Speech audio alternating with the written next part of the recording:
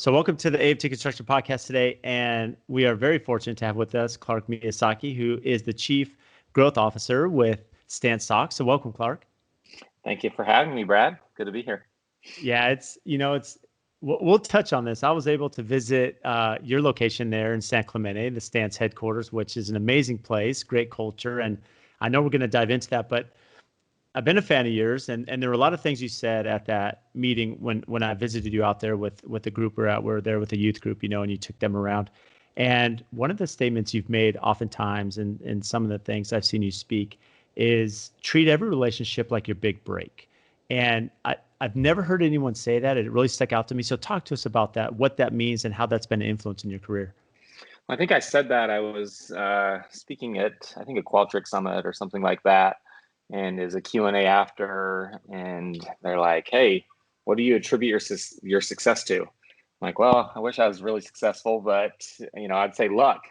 And he's like, well, that's a bad answer. What is it really? And I didn't know when my big break would happen, quote unquote, but it really happened. I was doing an internship at BYU with Freeport.com. It was during the .com boom.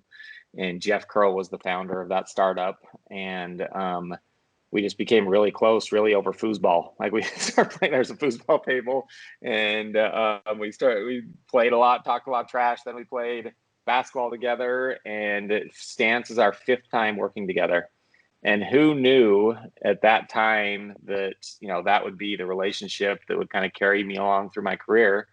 And so I look back, and that's kind of the advice that I give to young people is you don't know when it's going to come. It could come anytime. So work your butt off like it's happening right now.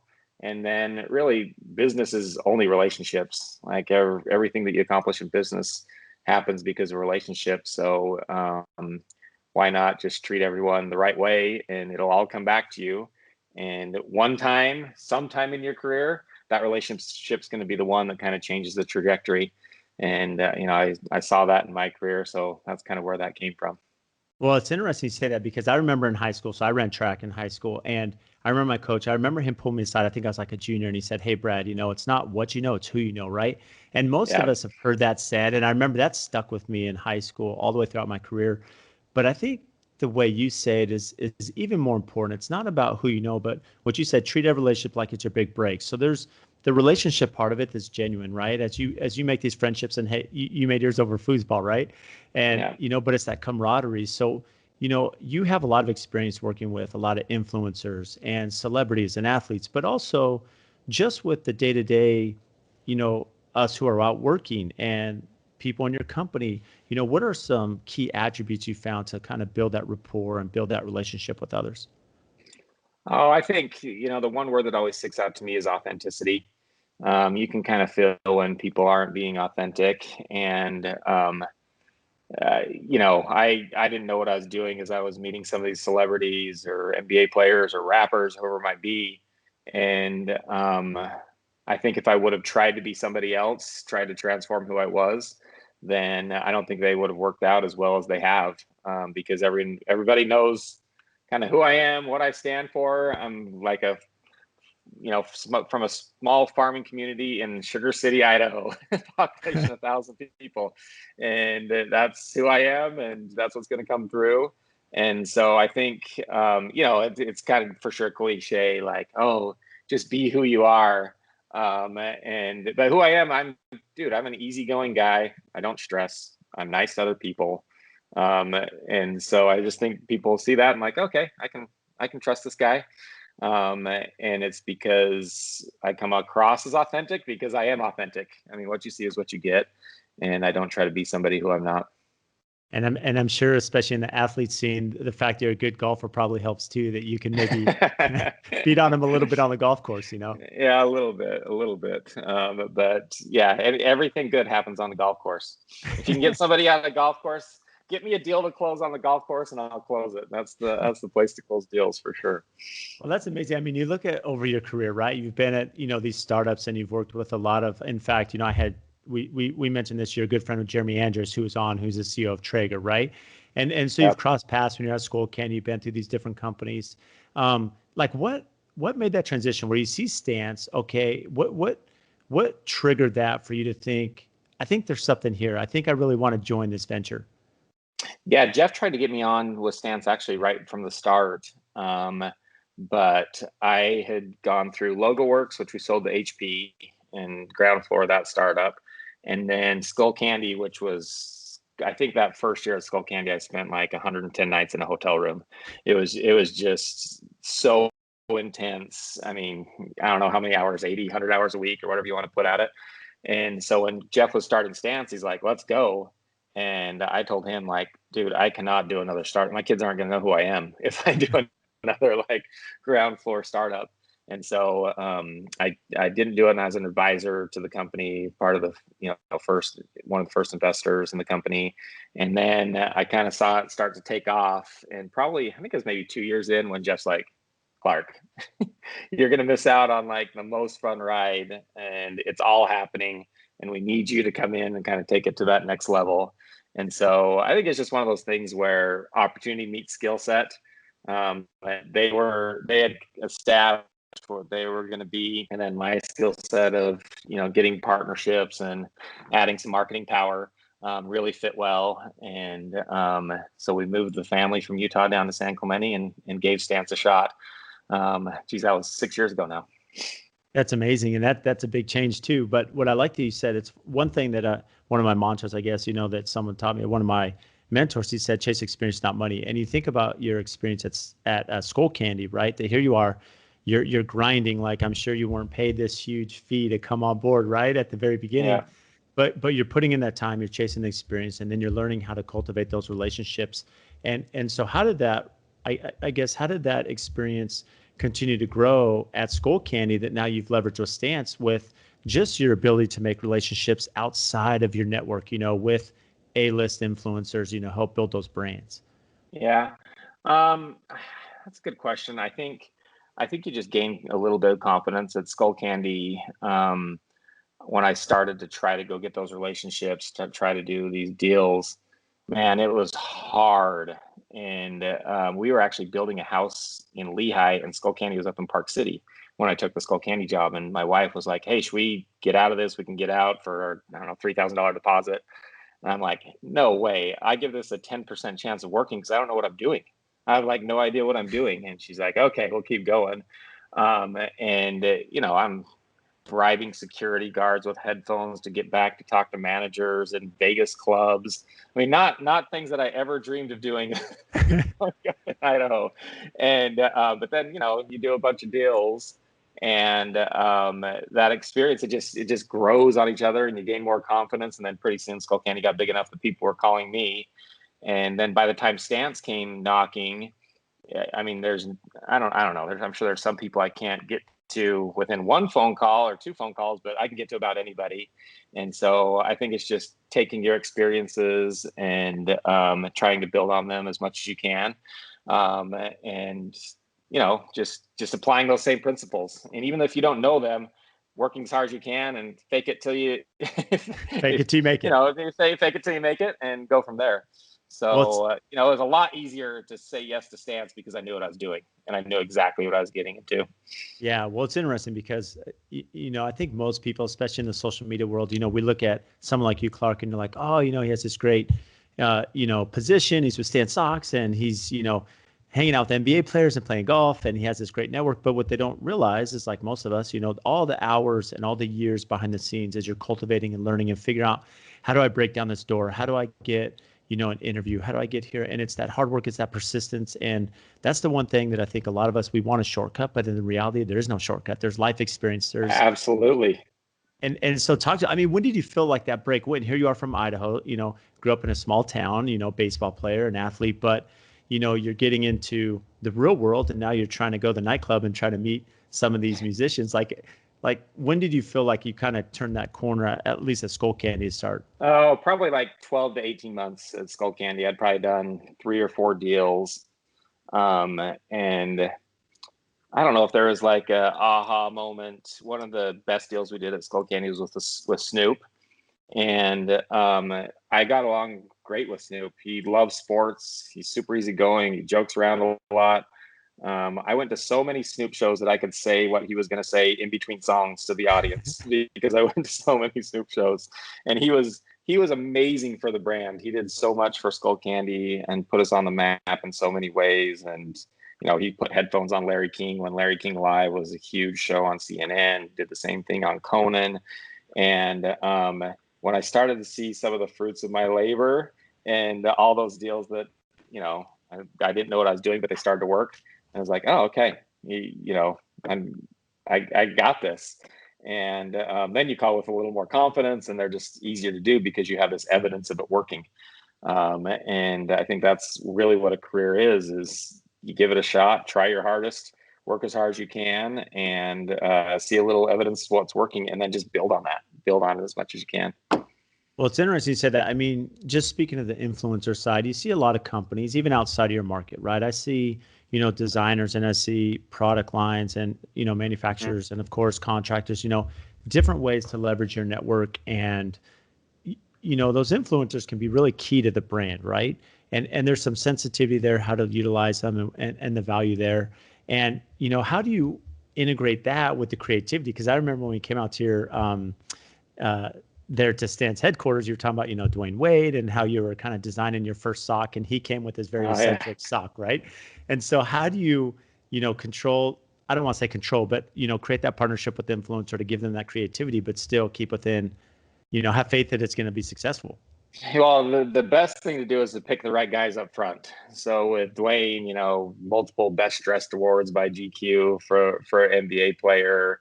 And he has this amazing style, and his creative director Kellyanne Barnett is right there with him, and she was always with us. So they sent over their first line, and Kellyanne and Dwyane actually designed it. And I'll never forget the sock. It was a checkerboard print up top, and then like a surf beach scene in the middle, and then like a cheetah print on the bottom. Maybe the cheetah print was up top, but it was awful. It was just terrible. And there were some other designs that were a little outside of what Stance would probably do, but I told those guys, told Kellyanne and Dwyane, I'm like, hey, we're good with all the line. I cannot let this sock go through.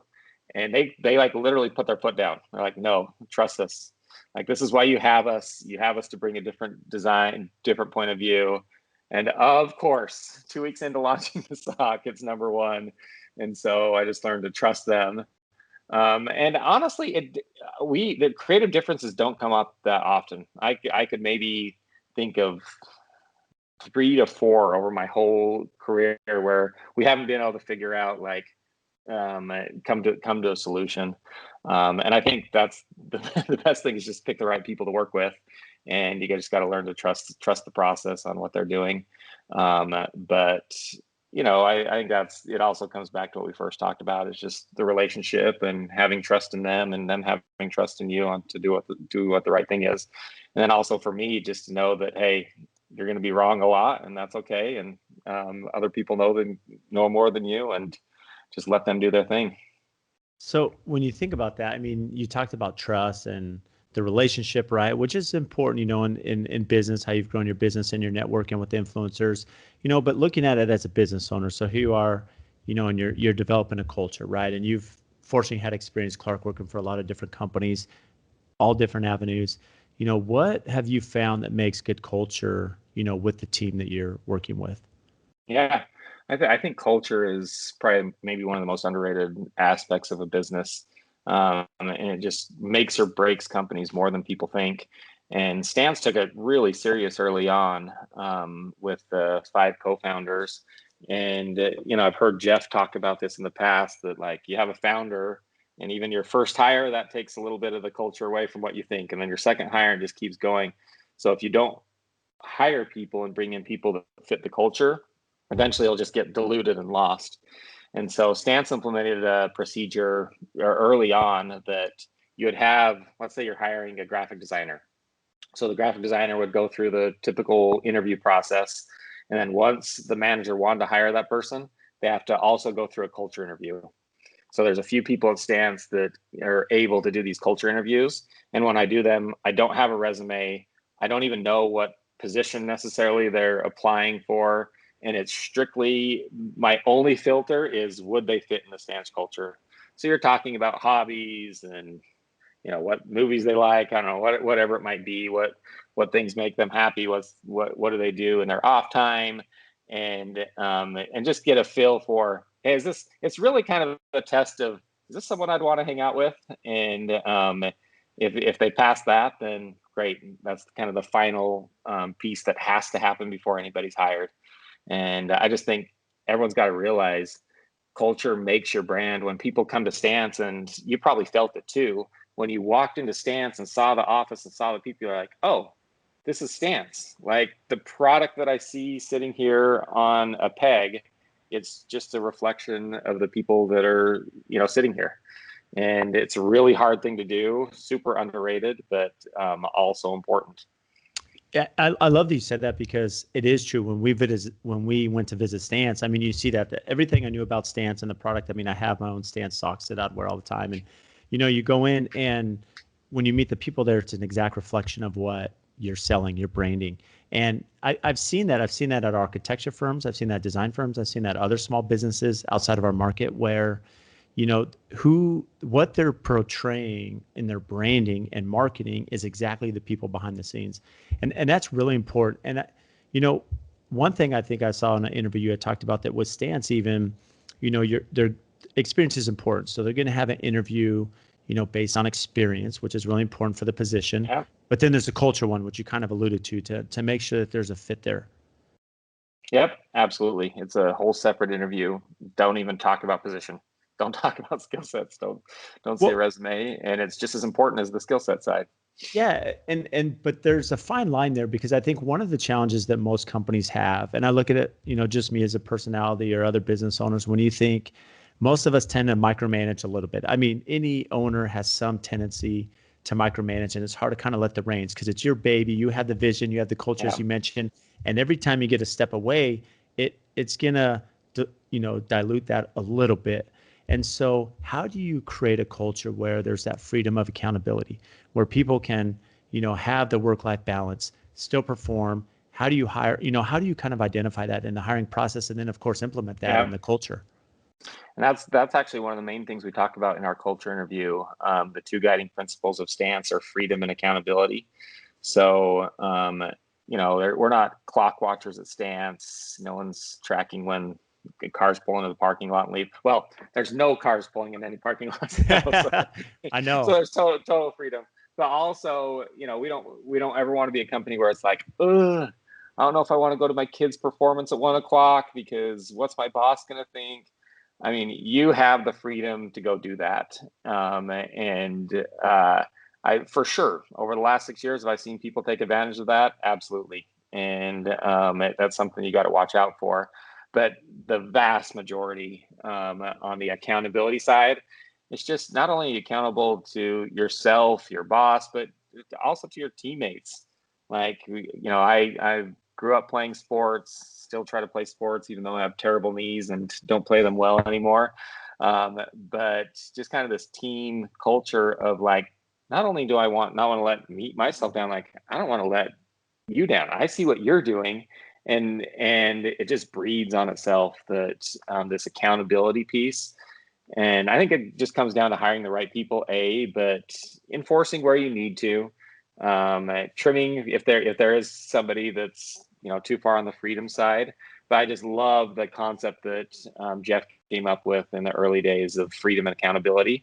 And I think it's just encapsulates what the best culture, if you can build that, where you can give your employees the freedom to, work when they need to, obviously within some guidelines, but they just feel this accountability to get their job done. I mean, that's probably euphoria there if you can get to that point. Yeah, it's much easier said than done, for sure. And there's a fine line, there's the balance between, giving that freedom, making them accountable. And there's also a balance in leadership, when you're trying to understand, the discipline and the praise, how, so with the team that you're working around, Clarke, and everything that you're doing, how do you balance that end of it too? That's, when should I praise them?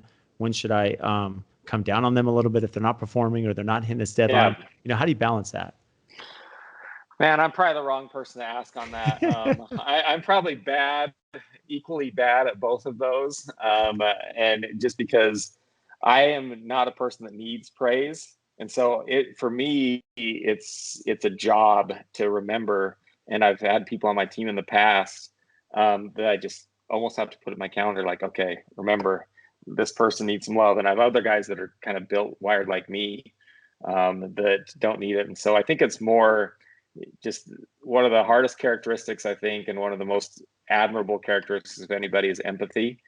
And if you can build empathy to see what other people need, like I very rarely have to discipline, and I'm not very good at it. Like, ask my wife. It's not my strong suit. And B, I'm just so like easygoing that, and I don't need the praise, that I just forget to do it. And so I don't know. I'm the wrong guy to ask on that. I need to do a way better job on the praise and just get it in there, because because I don't need it that much. I don't feel like other people need it, but there definitely are. So I just think try to build your empathy and see what people need and play to that. Oh, well, I think I just lost my connection. Oh no, you're good on my side. Oh, there we go. Okay, yeah, cool. Yeah, you're good. So Clarke, it's interesting though. I mean, you mentioned that because I think discipline is hard for a lot of people. I mean, it just is. It's uncomfortable, right? And those uncomfortable circumstances as a manager, owner, but getting into the gratitude part, I know that's something that you have said, is really important. And you learn that at a young age, working, when your company sold to Hewlett Packard. And tell us that story, how that gratitude, working back then, and some little bonuses that happen after the fact, after the sale, and how that changed kind of your perspective of that.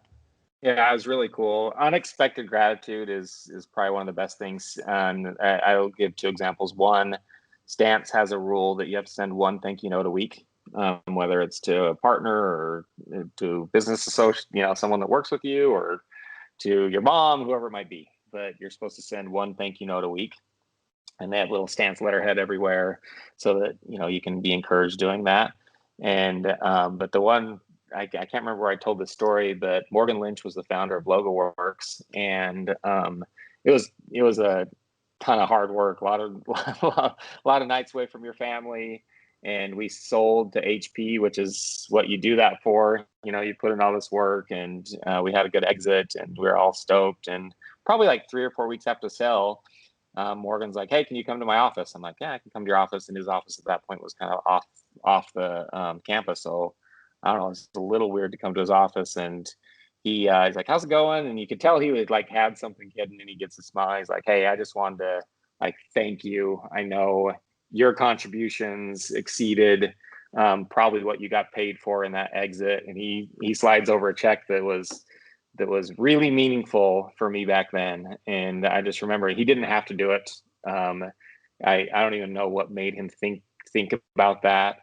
But it just stuck with me forever. I'm like, man, what an incredible gesture by him, to do that after the fact. And I don't know, it's always kind of my best example of gratitude, on this unexpected gratitude of doing things when people don't expect them. It just really shows who a person is, I think, when they do that. Well, I think this ties into everything you've been saying about culture too, Clarke. I mean, you look at what Stance has done, and you talked about a thank you note a week and that unexpected gratitude. And it's interesting. I've seen where, other companies, they may have trade partners or suppliers that they work with, and someone going above and beyond, they may give them a little gift card. And it may not be something huge, but just these little things that they're giving them, or at least recognizing them. And it goes a long way, because now you have an ally, right? Someone that's going to go to battle for you just because you're recognizing. I mean, all of us in any line of business, we're fighting that good fight, and it can be long days, it can be strenuous days, trying to hit deadlines and everything else. But when someone takes the time out of their day to recognize your efforts, there's something there that really builds that emotion. And how have you seen just that thank you note a day? I've never heard of a company doing that. I think that's a phenomenal idea. I mean, a week. Thank you note a week. Or a week. I mean, I said a day, but a week. But, thank you a week. I mean, how have you seen just that philosophy, help the mindset there at the company? Yeah, it's great. I think when you do that, I think people just appreciate it. And whether it's a written note, one thing I like to do, like sometimes a just random thought, like, man, this person on my team is crushing it. And just a little text, I'm like, dude, I appreciate you so much. And thank you for your effort on this, whatever it might be. And you can tell how much that can mean to people. And so we have these amazing devices right at our fingertips that you could just start firing off little things. And I think just telling people, in fact, yesterday I left and I just hit somebody with a note like, man, you are so good at your job. The company is so lucky to have you. And it's just like, dude, I needed that so much. I feel like I'm getting worked right now. And just like those little things, if you can integrate those somehow into your habit, I think it goes a long way. I love these, so simple things of edification. I think this world, and especially our business world, could use more edification. And, For sure. that's something I always take notes as I'm listening, recording with, our guests, because I mean, there's so much insight you share, Clarke, and it triggers things in our company. How could we have a better culture? And I've noticed when I take the time and there's, some of my team and you edify them, hey, you're doing this really well and we're successful because of that, and then you always get a text an hour later, like how much that meant to them. And it's these little things that we just don't do enough because we're always pushing and pushing and pushing. But sometimes we need to step back and say thank you for everything they're doing. Yeah, absolutely. So let me ask you this, Clarke. I mean, you mentioned this now that, you're in your office, it's empty right now because of COVID. How have you pivoted as a brand and company? I mean, you're dealing with manufacturing, you're dealing with shipping, creativity and design, and you have all these elements. How do you quickly navigate to what we're dealing with now? Well, dude, it's been rough. I mean, I don't think no one would be surprised that business has been really tough. And you're in California, which makes it even more tough. Yeah, we're in California. But if you just look at the retail landscape for us, almost all of our retailers shut down for almost 2 months, opened up, but then kind of shut down again. And now their retail traffic's really low. So we've had to pivot a lot. We're trying to push as much online. Our online, stance.com business has been amazing, and it's making up for some of the shortfalls in other areas. But we see it starting to pick up now. We had to make some tough cuts and do some things to like move quick because you feel all of a sudden, especially in those early days, where we were worried, like, will our warehouse even be able to ship product? Like, what happens if our revenue literally goes to zero? It can go down, but what happens if it goes to zero? And so we acted really fast, and like I said, had to make some really tough cuts, but I think we'll come out of it okay. And when people ask, like, oh, hey, how's Stan's doing? It's like, well, bad, but a lot better than they expected. I'm hoping bad goes to actually pretty good. But it's just going to take some time as the world, gets back to normal. And, for me, like, I haven't gone to a mall since COVID happened. And I think most people probably would have that same answer. And when, a lot of your business comes from those stores in the mall, it's tough. And we've pivoted all over the place from who handles different responsibilities, where we're spending our marketing dollars, how we've had to streamline the product line and the design process and work with our suppliers. I mean, I would say so much has changed. It'd be hard to go through it all, but the lesson here would be act fast. And we played, pretty conservative on the forecast and changed things due to that. And now I think we're going to come out of this okay. I love that. This kind of ties into something you've spoken about a lot. You've said, that A+ execution and B+ strategy is better than time delays, right? With the A+ strategy, and you think of how quickly you have to pivot in COVID. You didn't really have a chance to take a breath. Even though you may be conservative as a company and you've prepared in certain ways, something like this, it's really unknown. It's the first all of us are dealing with this, and yet, that time, making those quick decisions and figuring out how to execute at an A+ level is better than that B+ strategy. I mean, it's better than the alternative. Yeah, I think that I do say that. I have said that before. Man, you've done some homework, Brad. I'm impressed. I say that, but I have said that before. And I really do. My pet peeve is indecision. Like, I cannot handle when we talk too much about something because for the most part in business, there's not a clear answer on a lot of things. You grab the data and go with it. I'm not saying like do dumb things that are just too fast, but you most of the time we know what we're doing, especially as we get a little further into our careers. And I can analyze about any situation pretty quickly and make a call. But I hate when we talk about something for way too long and then either the opportunity passes or we miss out on, A, B, or C because we waited too long. Dude, make a decision because you don't probably know if it's going to be the right one or not. And then be great at what you do. Pick a lane and go. And if you mess up fast and switch. But more than likely, probably either one of them would have worked. So that is my pet peeve. That's why I say execution plus strategy. I hate indecision. And so that's I do agree with that philosophy. Well, there's some good strategy there. I mean, you think about it in business. I mean, a lot of times, no matter how well thought out things are, as you mentioned, I mean, we're going to make mistakes. A lot of us are venturing through paths that we haven't done, and there's going to be mistakes along the way. And it was taught to me that you can't focus on those mistakes. You have to focus on the successes, right? And sometimes, those mistakes actually catapult you into better positions anyways, because you're going to learn from them and better your brain and prepare for the next one. So now, Clarke, with everything going on, you have COVID, you have a family, you're active with your family.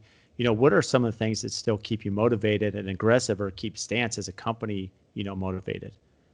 Oh man, I think we're super motivated right now, because it felt for a little while that you're fighting for your survival. Like it really felt like that for the first couple months, and every good ecom day was like high fives and texts around, and so I don't think motivation has never been a problem for me, and I don't know. I just have this.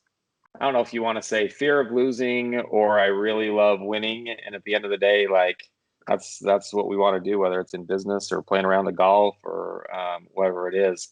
So I don't think motivation around here is is lacking at all, because I would say it kind of woke us all up. And now that the business is turning around and we have kind of a new, I don't want to say a new business model, but a variation of our old business model, I think everyone's pretty focused and motivated to come out of this the right way.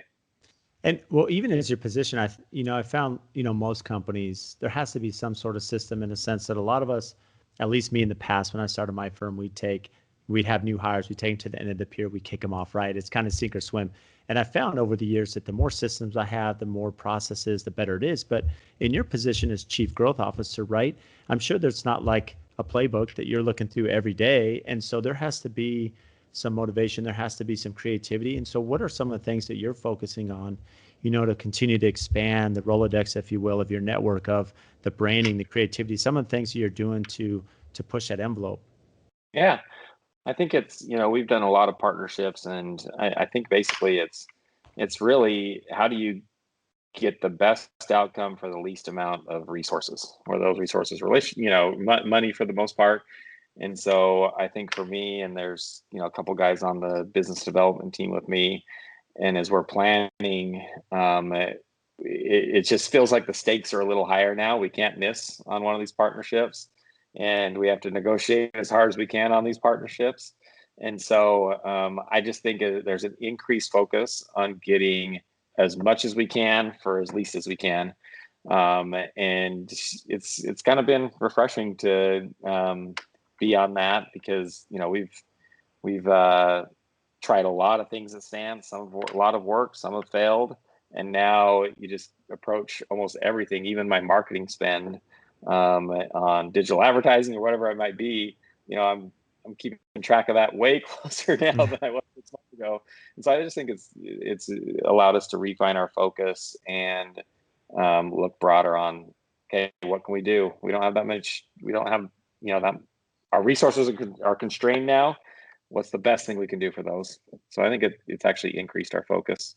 Which is good. So let me ask you this. I mean, most of our listeners are going to know Stance. We all have Stance product. I love Stance. So I know that Jeff had mentioned that to you when he was starting Stance. I mean, how did that idea even come into play that, hey, there's an opportunity here, in the stock market, which is now expanded. Of course, you guys have expanded that, but that's where it initially started. How did that come into play, from the beginning? So Jeff, once Skull Candy was done, he was like, man, we got to figure out what's next. And so he started walking the aisles of Target and Walmart, and he would just walk down, stop at a product category, and just do a quick analysis in his head. Okay, who are the competitors? How big is this market? And if he thought it kind of passed the initial test, he'd go and take it and do some more research. And he actually looked at, I think the three were jewelry, luggage, and school supplies. So he did like a deep dive analysis on those three before he got to the sock aisle. He's like, man, socks, no one's really thinking about socks. It's all 12 packs of Hanes, 6 packs of Nike, 12 packs of random brand. Or if you went into a specialty store, they'd have like literally a sock bin and just random socks thrown in there. And he said, this might be the last piece of apparel on your body that's not branded, that nobody thinks about. And so he saw this gaping opportunity on, hey, let's brand some socks. And I think he got a little bit laughed at on a $12 sock. Who's going to pay $12 for a single sock? For one sock, but apparently a lot of people pay $12 for a single sock. So it obviously worked out. Oh, did I lose you again? No, you're good. Come on, Stan. Oh, I'm good. Okay, yeah. So it just freezes on your side. Yeah. But apparently, a lot of people ended up paying $12 for a sock, and it's been on this crazy run. But that's how it started. It's very thought out and methodical, and a lot of research before taking the plunge. And how does that work? You come up with the idea, the creativity, and I know you mentioned you kind of joined a little bit later when Jeff's like, come on, Clarke, let's get this going. Yeah. But just from your business acumen, having been in startups, when that concept, you have to start thinking, okay, well, there's a level of quality with stance, right? That's why it's $12. Yeah, there's a lot of fashion to it, but it's also, they're comfortable socks. They're good quality, they're good material, they last, right? So, how do you start taking that concept? Okay, now let's go to reality. Let's start figuring out manufacturing and supply chain and, shipping and e-commerce and everything else that goes with it. Yeah, you get the right people around you. The first 4 guys that here just had all different skill sets. And then he had a big leg up because we sold to a lot of the same retailers with Skull Candy. And Stance started in only surf, skate, snow, high-end boutique retailers, sneaker shops. And he would go have lunch meetings with them and he'd show them the line. What do you think of this line? What do you think I could charge? And so, there was a ton of work done before that first product hit the shelves. And you mentioned quality. They actually were supposed to launch about, I think, 6 months before Stance actually did. But the first shipment came in and the quality just was not what they expected from seeing in the samples. So they call it, one of the worst days of their lives because they were ready for this big launch. It showed up and it just wasn't there. And so they kind of delayed everything and put it on hold to make sure that the launch was right.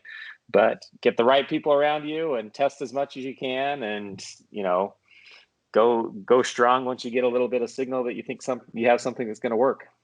Well, I love that because there's most of the successful businesses, they either are solving pain points or they're bringing value or they're in a product niche, right, that people desire.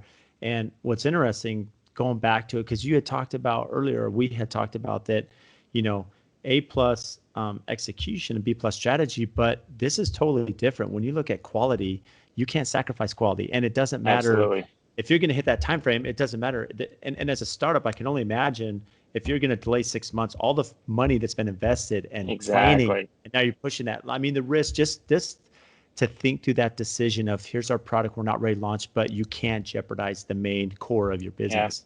Yeah. We just did that with masks. So when COVID hit and every business was doing masks and companies were coming to us showing us their masks with the Stance brand on it, they'd rip our logo down and say, hey, you have a huge opportunity here in masks.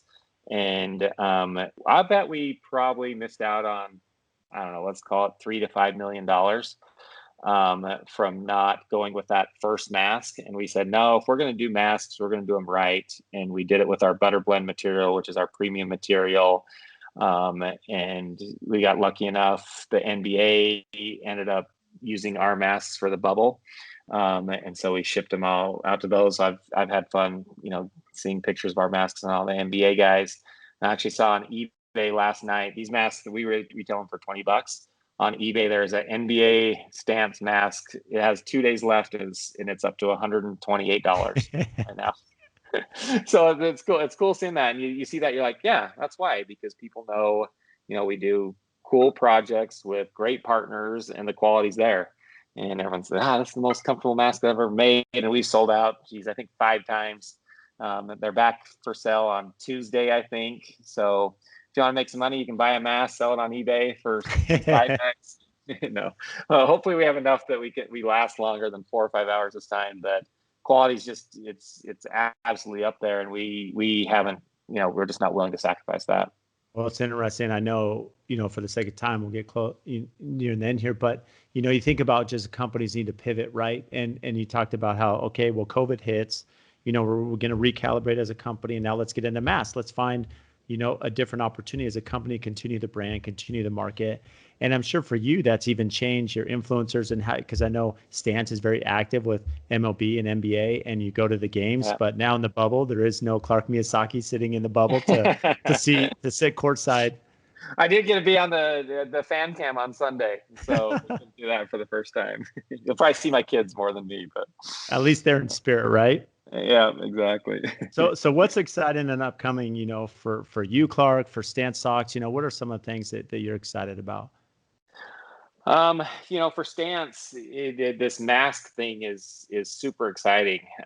Even though everyone has, I don't know, I don't know how many different masks I have, but then when I got the Stance one, now it just drives me crazy if I forgot it at home.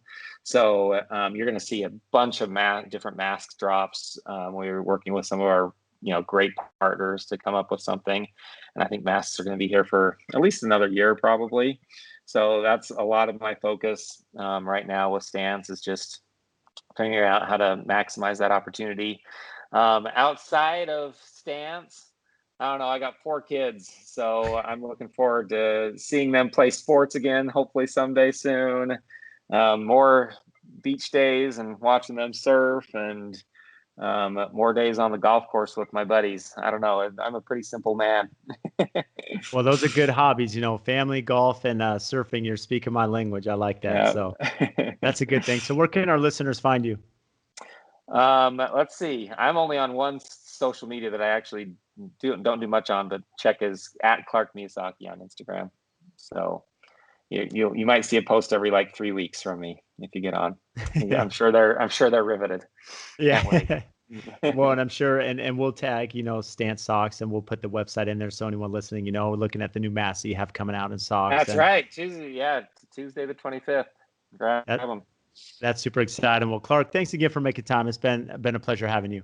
That was fun. Thanks, Brad. We'll talk to you soon.